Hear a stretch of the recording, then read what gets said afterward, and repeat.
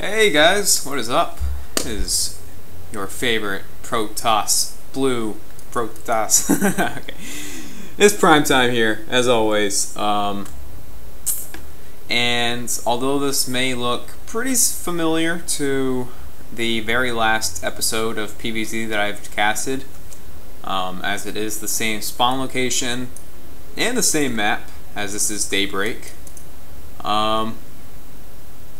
Just note that I played this game today. It's not the same game, of course, and it was a pretty cool game, pretty long, as you can see by the replay timer.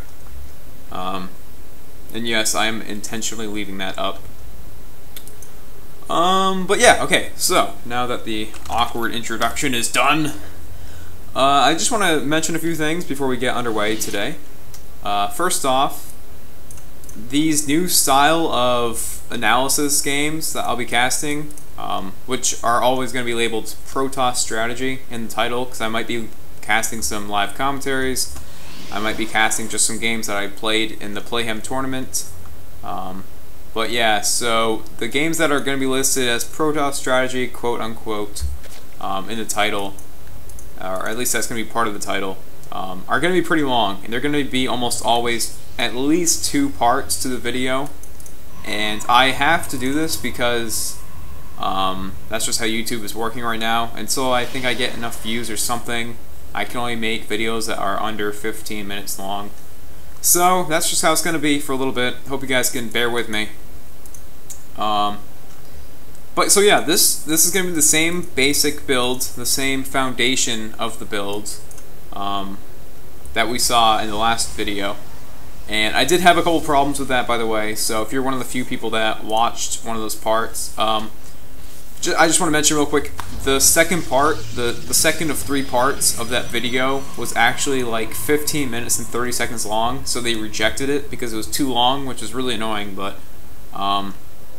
actually, at the time of me casting this, I have yet to re-upload those videos, but I will do that as soon as I can. But of course it'll be up there anyway if this is already up there, but forget it. Anyway, so yeah, we see the same basic foundation. Since this is the same map, it's very easy for you guys to see that I'm doing the same exact stuff that I did in the last game. The assimilator will be going down in 18 any second now. Oh yeah, okay, so the gateway goes first, and then the assimilator. I'm not going crazy here, I promise. You do want to get the assimilator on 18. I don't know what I'm doing right now, to be honest. What am I doing? I just spent money on something. I love this. I have no idea what is going on right now. I think I don't know. I don't know, people. I don't know what happened. But anyway, forget it. So yeah, assimilator on 18. So yeah, I'm going to speed through this intro just a little bit. But in this particular video, we are going to be looking at not so much the build's order, at least in the beginning stages of this game, but more so like other sort of I don't know, how do you want to call it? Just sort of like game senses, like sort of like when to attack, when to expand, the unit composition that you want to be focusing on getting, when to get a robo bay, when to get the mothership going, when to get archons out, all that good stuff. That's what we're going to be looking at this game, and I'll have the opportunity to basically cover everything that I want to, mainly because this game is going to be pretty long.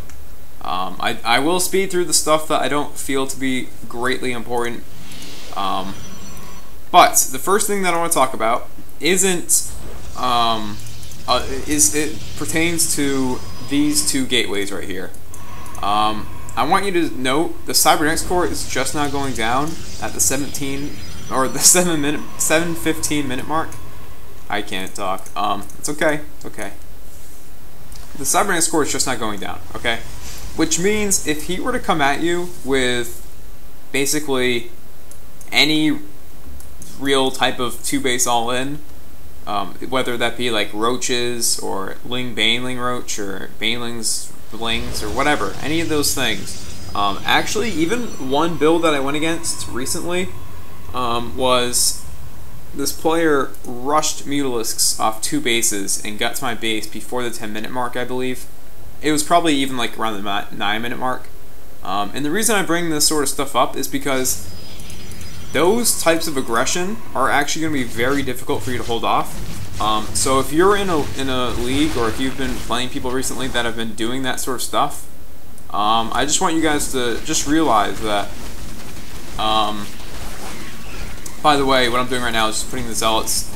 I told them to attack the hatchery, and then you just click hold position after they're attacking it. So yeah, that's great. It's a cool little autopilot micro trick. So anyway, with all that said, let's get back to my main point. So yeah, those types of aggression are really going to be tough to hold off, and so if you've been playing against that sort of stuff on ladder quite a bit, then I would just advise you could send like a 6 zealot pressure instead of 8, which would let you get the cyber up a little bit earlier. It lets you get your gas up a little bit earlier. If you could try to scout to see if there's a third base. If there's no third base after like the 6-minute mark, I would say just start preparing for some sort of aggression from your opponent, because that sort of stuff is what you got to look out for. So yeah, and I just want to get back to the attack that we just saw. And the units lost. He did come out ahead after that, and actually I never looked at the workers count, but it is tied up right now, 52-52, that's actually really good for this stage of the game. And so I can almost guarantee you that I was ahead in the worker department for a little bit there, which is like almost unheard of in this matchup, because at that point of the game, Zergs just pump drones until they have to make units. And basically that's sort of what you force them to do, simply just by setting those zealots. And like I mentioned last game, anytime you do a significant amount of damage, just throw up a couple more cans. 2 or 3 will do the trick. And that pylon right here is behind this one in case it gets killed. And my opponent is moving out right about now. Now, it is the 11-minute mark, and you very well could grab your third at this stage in the game. But because this build is pretty tech-heavy, actually, I'm just going to pause this right now. Because this build's pretty tech-heavy, your armory supply is going to be pretty low. 27 compared to his 50. And something I also want to mention is, when you kill hatcheries with that sort of zealot aggression, or if you just kill a hatchery in general, it's very easy to see that as, okay, I killed one of his mining bases, now he's going to be hurt in the economy game. Well, the other thing with Zerg players is, if you kill a hatchery off, that's a lot of their production. And typically in the early game, they're going to be on 3 base, which means you've just killed off a third of their production. And that sort of really hinders them when they try to do some sort of big counterattack. Like right now, we see he has 49 supply. And actually, I'm going to back this up just a hair, because I'm willing to bet that he's probably hovering a lot of money while this base is building. As you can see, he's about to hit 800 minerals. And the reason for that is just simply because he can't produce enough units. And that'll usually lead to a little bit quicker tech. As we can see, Infestation Pit is coming down right now. And around this minute mark would be standard for that to happen, but since he did take some damage in the economy, he's basically having to sacrifice a little bit of his army supply to get a faster tech path going.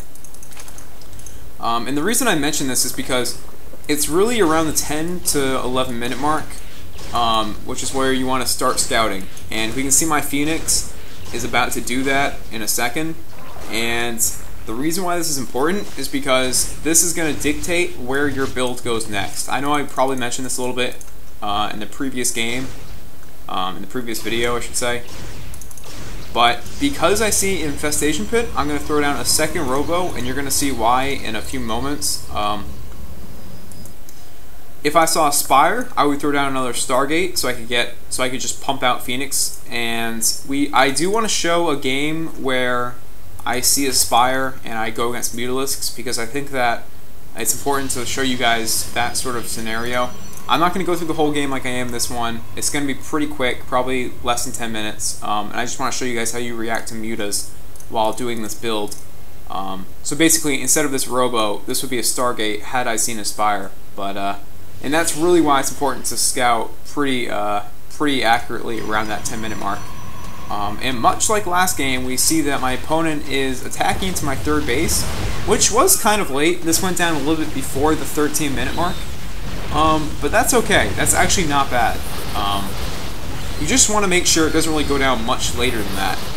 And the reason I would actually sort of advise you guys to take it a little bit earlier, if you can do a decent amount of damage with those first zealots, is simply because this army is pretty pathetic. I was able to get a bunch of Blink Stalkers up. I had these Immortals. You're basically going to be safe from anything at this stage in the game.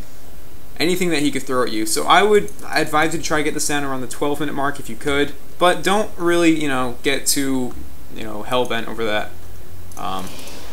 But anyway, those two Robos, what they were primarily used for is to speed up this Immortal aggression.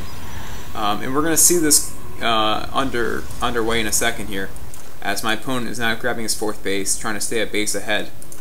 But so yeah, okay, so let me just rewind a second here, and I want to show you guys, whoops, a little bit too far back.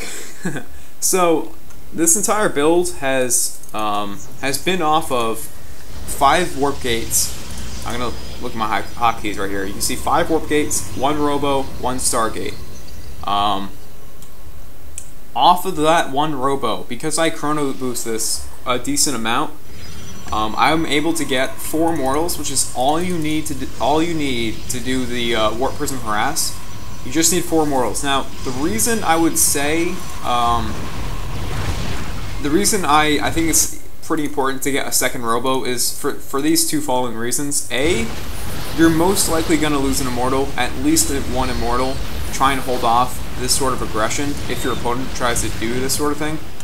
And we can see that I did lose. Actually, he killed 2 off right there, but I did build a 5th one, just sort of in anticipation of that. But the reason why it's important to have 2 robos is to either A, replenish your immortal count faster, or B, to get these warp prisms out faster. And the reason why this is so important is because you're going to be going for a 4 immortal drop, and I would advise you guys, if you only have 3, it's very important to do this drop as soon as you can, and there are 2 reasons for that. So to respond to that sort of problem, I'm just going to load in 2 Stalkers instead of waiting for another immortal to come.